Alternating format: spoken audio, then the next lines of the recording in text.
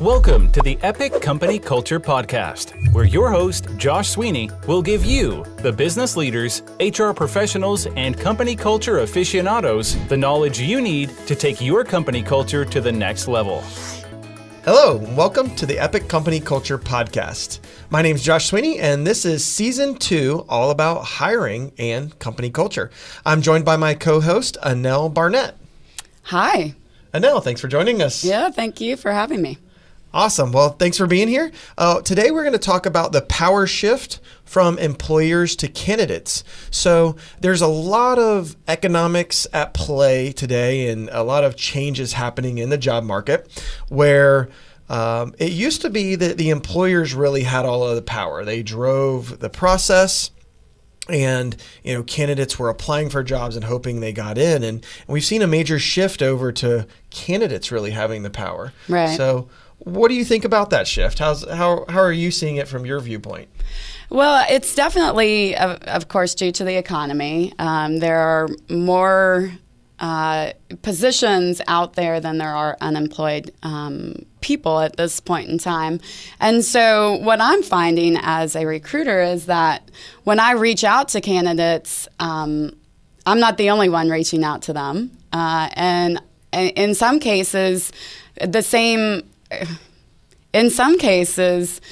people that are hiring for the same job are reaching out to them as well. So often the trend in recruiting is to have several recruiters work on the same position. And so they may have heard about the same position from two different recruiters, which always makes for an interesting, awkward conversation when you reach out to someone. So basically, they have the power. They're the ones that are being reached out to. They're the ones that are being recruited. Frankly, it used to be where candidates would apply for positions, and now recruiters and hiring managers are reaching out directly to the individuals to try to recruit them to work for them. Yeah, definitely. I mean, I could see how it could be a challenge with multiple people going after one candidate, and Right. them with the shortage that we have in a lot of areas. Right. That could be a pretty big challenge. Yeah, technology is probably the biggest area. So it's funny when you look at LinkedIn profiles. A lot of the in high demand tech people have on their LinkedIn profile, I am not hireable right now. Do not contact me about jobs and positions that you have available. So people are reaching out to them daily about positions that are available. Right. Yeah, they're taking themselves out of the market because they're being hit up so much for those big positions. Right. Exactly. Yeah. I don't know if I like that strategy. I like keeping my prospects open. Maybe they should be a little more clear, like, I am not hireable except at this rate. Right. Or right. for this type of company culture Yeah. and this rate, right? Yeah. Like, don't take yourself completely out of the game. Yes. And that actually brings up something else with regard to salary. So one of the first questions that you get from the candidate is, what is the salary range? Whereas that used to be a question that was saved till the end, typically. They want to know immediately if this is going to be a waste of their time or if it aligns. And obviously, no one moves forward if the salary doesn't align. So it's actually welcome to someone like me, because I would rather have that conversation early on rather than after 6 interviews and then. Yeah, than wasting anybody's time Exactly. and everything else. Yeah. I could see how, with that shift in power, there becomes the ability for candidates to actually do a lot more qualification and qualifying up front, right? Correct. Whether it's the company culture, the size, the salary, the benefits. If they have a lot more power, they've always had the ability to do that. Of course. But with the shortage, I think there's a lot more room there's a lot more options, right? You start with a bigger pool that you can then qualify and narrow down the companies that are available for you. Yeah, another trend that's come out of this is that candidates or employees are leaving positions without other positions lined up because they're so confident that there's going to be another job waiting for them that they don't, in the past you would stick out the job that you had while you looked for the next job, but that's not happening today. They're leaving their current job knowing that they're going to be able to find one relatively soon. Personally, I don't think that's a good strategy. Right. It's not how I would operate, but that's the way that the world is today, and they have that ability.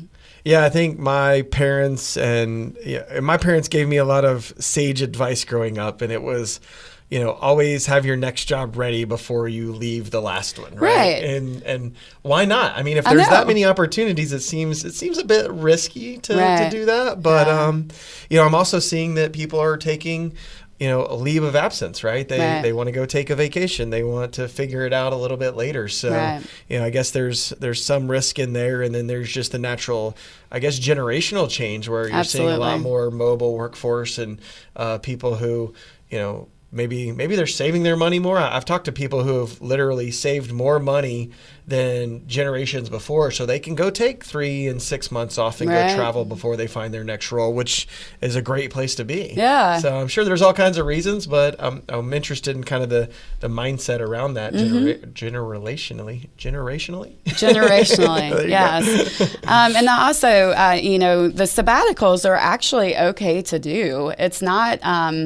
It's not going to keep you from getting jobs in a lot of situations, but the candidate or employee really needs to figure out how to communicate that to the next person that's hiring. And it needs to be communicated on a resume as well, because if there's gaps in dates on resumes, then an employer often wonders what was going on during that gap. So it just needs to be communicated. They need to it needs to be communicated, on LinkedIn, on their resume, and then they need to have a way of communicating that in person when they interview as well. Yeah, I could see how as an employer, like if I saw a gap in a resume, I'm wondering what's going on there, like what happened.